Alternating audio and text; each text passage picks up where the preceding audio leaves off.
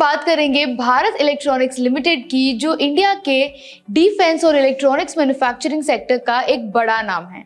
BEL के shares आज 4% से ज्यादा गिर गए हैं और पिछले 2 ट्रेडिंग सेशंस में लगभग 7% का गिरावट देखने को मिली है। इस ड्रॉप का मेन रीजन बीईएल अपने एम्बिशियस 25,000 करोड़ रुपीस के ऑर्डर इनफ्लो टारगेट को FY25 में अचीव नहीं कर पाया। लेकिन यहाँ एक ट्विस्ट है, बीईएल चाहे अपना ऑर्डर इनफ्लो टारगेट मिस कर गया हो, लेकिन उसने 23,000 करोड़ रुपीस का रिकॉर्ड टर्नओवर अचीव किया है। तो फिर इन्वेस्टर्स परेशान क्यों हैं? चलिए इसे थोड़ा डिटेल में समझते हैं।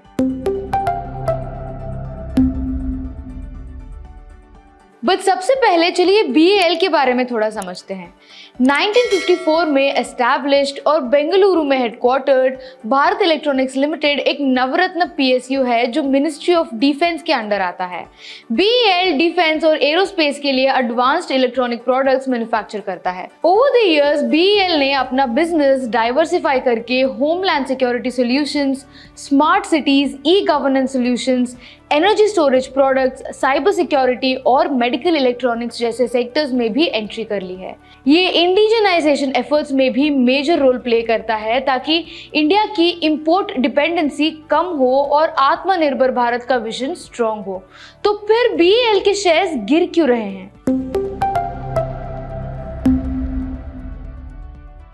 बीईएल के शेयर प्राइस गिरने का सबसे बड़ा रीजन है कि कंपनी अपने 25,000 करोड़ रुपीस के प्रोजेक्टेड ऑर्डर इनफ्लो टारगेट को अचीव नहीं कर पाई। अगर आपको याद हो तो बीईएल के chairman and MD Manoj Jain ने Q3 अर्निंग्स कॉल में ये कहा था कि उन्हें पूरा विश्वास है कि ये 25,000 करोड़ रुपीस का टारगेट अचीव हो जाएगा, लेकिन एक्चुअल में बीईएल सिर्फ 18,715 करोड़ रुपीस का ऑर्डर्स ही सिक्योर कर पाया। ये शॉर्टफॉल इन्वेस्टर्स के लिए एक कंसर्न बन गया है क्योंकि इससे बीईएल की ग्रोथ और लार्ज स्केल कॉन्ट्रैक्ट सिक्योर करने की एबिलिटी पे सवाल उठने लगे हैं।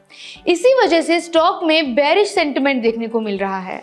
हाँ, बीईएल ने अपडेट दिया है कि अप्रैल 1 तक कंपनी का total order book 71,650 crore rupees का है, जिसमें $359 मिलियन का एक्सपोर्ट ऑर्डर भी शामिल है।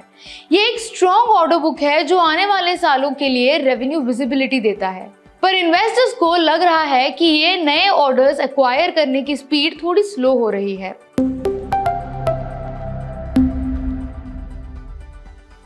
रिकॉर्ड टर्नओवर एक अच्छी बात है, लेकिन हर बात बुरी नहीं है। बीईएल ने अपना ऑर्डर इनफ्लो टारगेट मिस किया, पर उसके बावजूद 23,000 करोड़ रुपीस का रिकॉर्ड टर्नओवर अचीव किया है।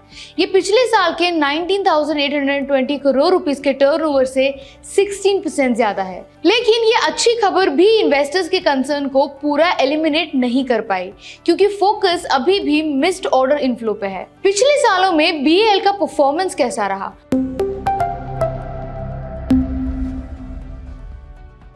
बीईएल ने पिछले कुछ सालों में कंसिस्टेंट रेवेन्यू ग्रोथ दिखाई है। अगर हम देखें तो 2014 में इसका रेवेन्यू 6,518 करोड़ रुपीस था, जो अब 23,183 करोड़ रुपीस तक पहुंच गया है, यानी एक सॉलिड 12% का CAGR.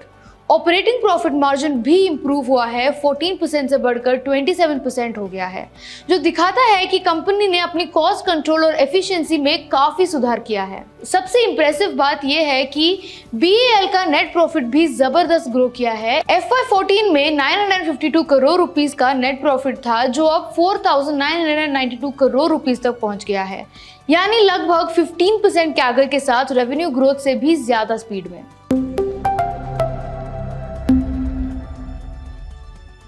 Despite the recent setback in order inflows, BEL का मैनेजमेंट अब भी ऑप्टिमिस्टिक है कंपनी के फ्यूचर प्रोस्पेक्ट को लेकर। Chairman and MD Manoj Jain ने कंपनी के लिए कुछ स्ट्रेटेजिक प्रायोरिटीज आउटलाइन की है। BEL सेल्फ रिलायंस और स्ट्रेंथन कर रहा है, एनहांस्ड इंडिजिनाइजेशन एफर्ट्स, एक्सपेंशन और मॉडर्नाइजेशन ऑफ फैसिलिटीज और outsourcing to Indian industries, particularly MSMEs और स्टार्टअप्स। ये गवर्नमेंट के मेक इन इंडिया और आत्मनिर्भर भारत इनिशिएटिव्स के साथ अच्छे से अलाइन करता है, जो पोटेंशियली फ्यूचर में ज्यादा डोमेस्टिक ऑर्डर्स ला सकता है। एडिशनली BEL एम कर रहा है ग्लोबली एक्सपैंड होने का।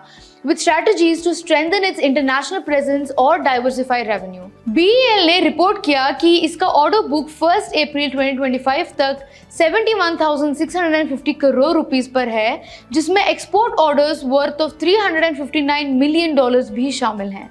तो ये इंप्लाई करता है कि BEL के पास सिग्निफिकेंट रेवेन्यू विजिबिलिटी है आने वाले सालों में। ये कुछ स्टेबिलिटी प्रोवाइड कर सकता है डिस्पाइट नए ऑर्डर्स इनफ्लो की volatility. Apart from this, industry भी स्ट्रॉन्ग टेलविंड्स एक्सपीरियंस कर रही है।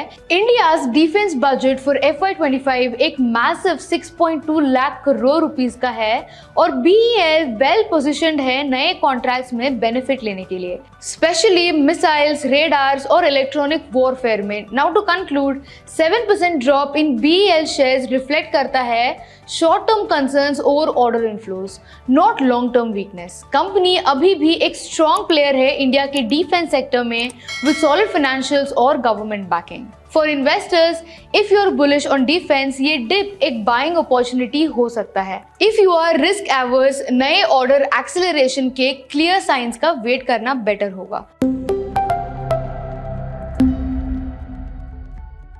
अब चलिए कुछ इंपॉर्टेंट मार्केट अपडेट्स देखते हैं।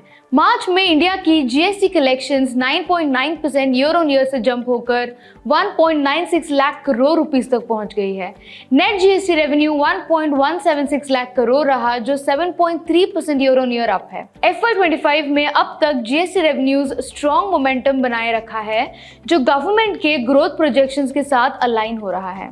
नेक्स्ट, टाटा मोटर्स ने Q4 FY25 में 2.52 लाख व्हीकल सेल किए, जो 5% ईयर ऑन ईयर डाउन है। मार्च में डोमेस्टिक सेल्स 90,500 यूनिट्स रही। Passenger vehicles Q4 sales 6% down है, लेकिन मार्च सेल्स 3% से ऊपर है। कमर्शियल व्हीकल्स Q4 और मार्च सेल्स दोनों 3% से नीचे हैं। इलेक्ट्रिक व्हीकल्स मार्च सेल्स 21% और Q4 सेल्स 23% डाउन है। SUVs अभी भी की ग्रोथ ड्राइवर हैं, जबकि CNG व्हीकल्स की डिमांड 35% जंप कर गई। नेक्स्ट, कोल इंडिया अपने FY25 प्रोडक्शन टारगेट से पीछे रह गया और मार्च आउटपुट 3.1% ईयर ऑन ईयर गिरकर 781 मिलियन टन रिपोर्ट हुई। एनुअल ऑफटेक ग्रोथ अभी भी स्लो है।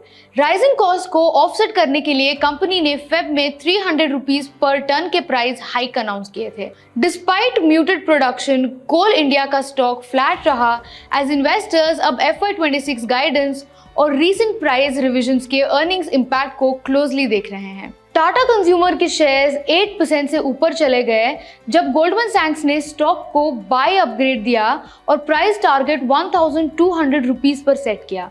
ब्रोकरेज का मानना है कि स्टॉक के लिए वर्स्ट फेज ओवर हो चुका है और इनोवेशन प्लस डिस्ट्रीब्यूशन एक्सपेंशन आगे की ग्रोथ ड्राइवर्स रहेंगे।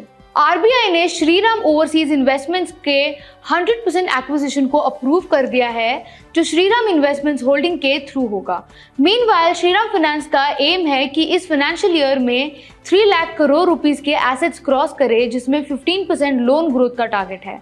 लास्ट मंथ कंपनी ने ADB, GICA और EXIM बैंक जैसे ग्लोबल फाइनेंशियल इंस्टीट्यूशन से 306 मिलियन रुपीस की फंडिंग रेज की थी। Having said this, this is Neha signing off. Investments in securities market are subject to market risks. Read all the related documents carefully before investing.